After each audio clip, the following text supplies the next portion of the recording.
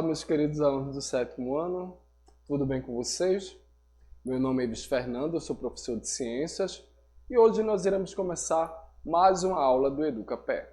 A aula de hoje é de número 20. Eu vou falar para vocês sobre a camada de ozônio e a vida na Terra.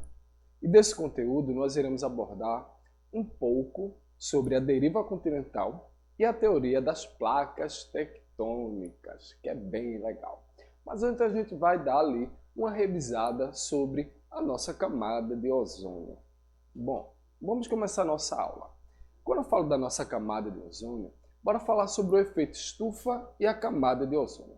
A camada de ozônio, como vocês estão vendo aí na telinha, que vai ser justamente o ozônio, quando tem ali ó, O3, é justamente o ozônio que é formado por gases atmosféricos, que vão se encontrar entre 20 a 35 quilômetros de altitude na nossa estratosfera. E a sua função ali, quando eu falo da camada de ozônio, ela vai ter uma função que é prioritária na nossa atmosfera terrestre, e vai ser justamente de filtrar e impedir a passagem dos raios ultravioletas. Qual você ali, esses raios, vai ser o UVA, o UVB e o UVC para a superfície do nosso planeta. A importância central da nossa camada de ozônio é justamente de impedir a entrada ali desses raios ultravioletas. Ao realizar essa função primárias, os resultados eles são positivos, pois o filtro UV ele impede o aquecimento da Terra, que, por sua vez, não desenvolve o efeito estufa. Bom, bora falar um pouco agora sobre a teoria de deriva continental. O conceito de deriva continental, ou seja, de movimentos de grandes proporções sobre o globo, existe ali há muito tempo. A rigor, né, essa ideia ela nasceu com os primeiros mapas do Atlântico Sul ao mostrar ali os contornos da América do Sul e da África. O geógrafo, ou seja, o geólogo austríaco Eduardo Suess, ele postulou que o conjunto dos continentes meridionais atuais formara ali, certa vez, um único continente gigante, o que era chamado de Terra de Gondwana. E aí a gente vê justamente como era o nosso planeta antigamente, há milhões de anos atrás, né? Quando estou falando de teoria da deriva continental. O que eu quero dizer para vocês é que os continentes, antes, eles eram todos juntos, né? Que a gente chamava justamente de Pangeia, ou seja, eles eram encontrados ali, ó, a Laurásia e a Gondwana. Não tinha justamente como a gente tem hoje o nosso planeta, né? Que a gente tem hoje a América do Sul, a América do Norte, a América Central, a África, a Eurásia, a gente tem a Europa, e aí o planeta, os continentes, eles foram justamente se afastando por causa dessas placas tectônicas, que a gente fala da deriva continental. E aí, de acordo com as suas observações, todos os continentes eles poderiam ter estado juntos, né, no passado, como quebra-cabeça gigante, formando ali um único supercontinente, que ele denominou justamente de Pangeia. Posteriormente, a Pangeia ela teria se fragmentado, dando origem ali aos oceanos e continentes que conhecemos hoje. E aí a gente vê que existiram justamente algumas evidências da teoria da deriva continental, para que ele pudesse justamente provar que antes os continentes eles estavam juntos. E como é que ele provava, né? Essas evidências eram justamente estavam nos fósseis, né? Principalmente nas plantas que a gente tinha a sua representatividade, né? Ou seja, de gimnospermas e de samambaias que eram extintas, que conhecidas como coletivamente a flora de Glossipteris, ou seja, na África e no Brasil, e também na Austrália, na Índia e na Antártica, entre outros lugares também.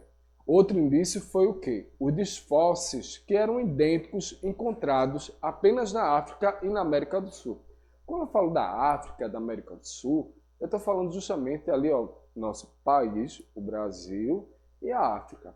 Aí eu quero que vocês imaginem ali um quebra-cabeça, né? Que aquelas peças antes, eles eram o quê? Quando você vai juntar o quebra-cabeça juntinhos, né?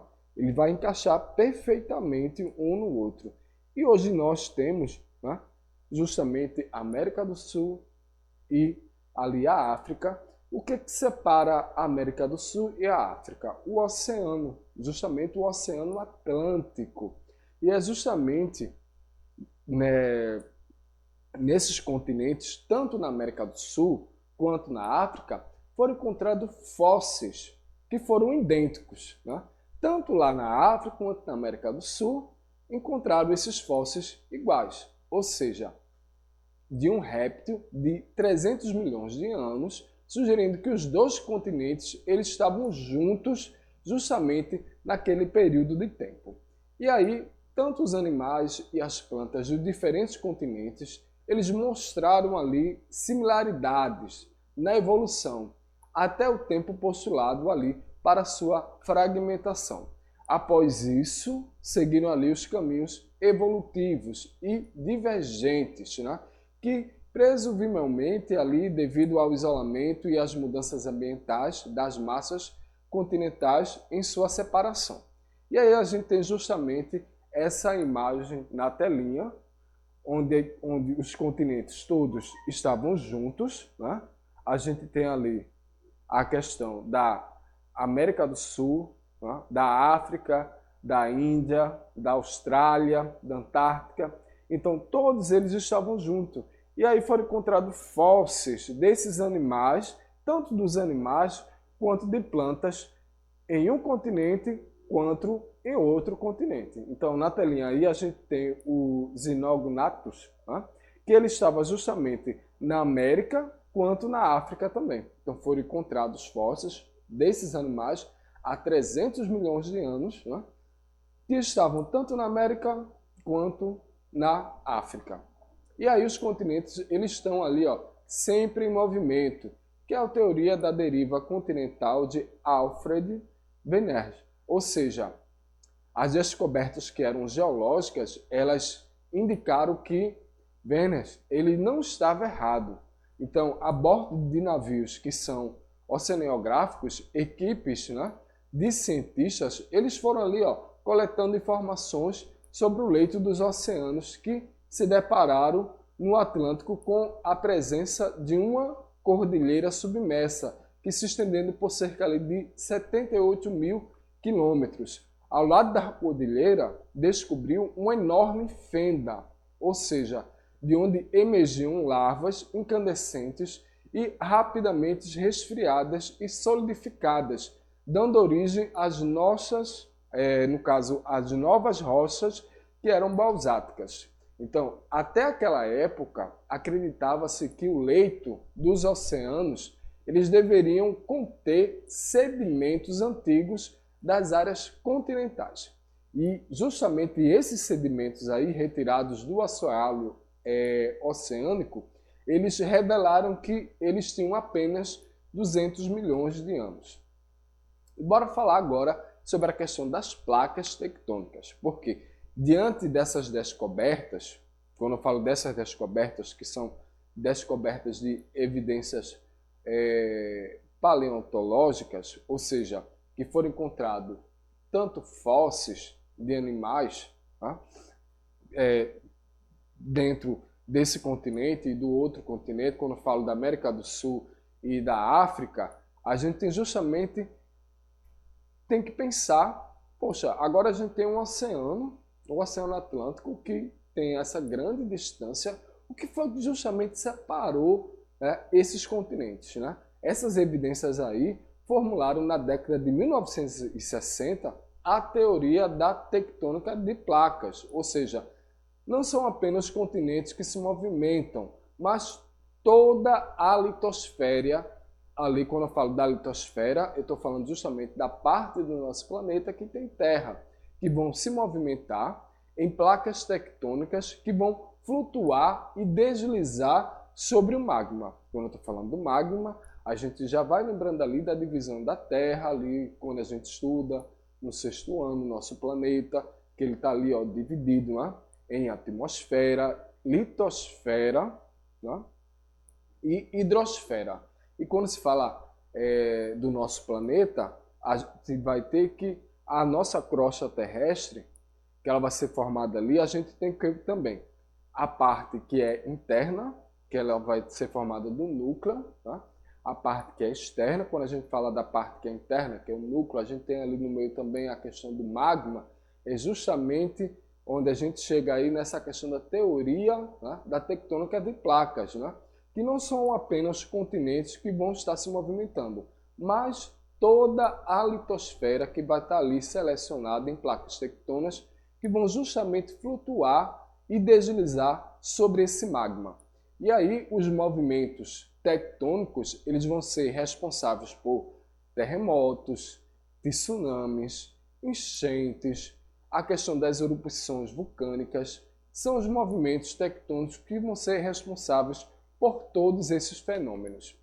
E aí, carregando essas massas continentais e oceânicas, muitas dessas ocorrências geológicas acontecem nas bordas das placas. Essas bordas aí das placas, elas vão ser classificadas em três. Bora lá para a gente ver as placas tectônicas. A gente tem a primeira classificação, que são as bordas conservativas, ou seja, uma placa ela vai deslizar ao longo da outra. Ou seja, a gente tem ali na imagem a falha de San Andreas, que é na Califórnia, nos Estados Unidos, quando uma placa ela está deslizando em cima da outra placa, ou seja, vai criar uma fenda, né, sobre esse local. A gente tem também as placas que a gente chama de bordas construtivas, ou seja, uma placa se afasta da outra e o material no caso magmático ele vai se extravasar. E temos as placas que são destrutivas. Uma placa ela vai mergulhar debaixo da outra placa, como vocês estão vendo aí, a questão da imagem que vai ter a formação das montanhas. Bom, hoje eu falei para vocês, né, sobre a nossa camada de ozônio e a vida na Terra, mas para falar sobre a camada de ozônio, o nosso conteúdo de hoje ele foi focado justamente nessa questão da teoria da deriva continental. Quando eu falo da teoria da deriva continental, é que antes os nossos continentes eles eram encontrados juntos e foi comprovado através de evidências. Tá? Quando eu falo de evidência, eu estou falando da questão dos fósseis que foram encontrados.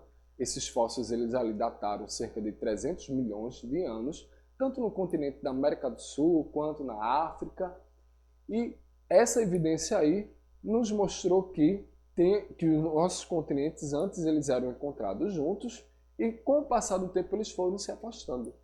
E foi comprovada a questão da teoria, né, da tectônica das placas, que existe na verdade placas tectônicas, e esses movimentos vão fazer com que a Terra, elas vão se distanciar ou irão se encontrar. Bom, eu espero que vocês tenham gostado aí do conteúdo de hoje e a gente continua esse conteúdo na nossa próxima aula do EducaPE. Eu vou ficando por aqui e um grande abraço do professor Ives Fernando.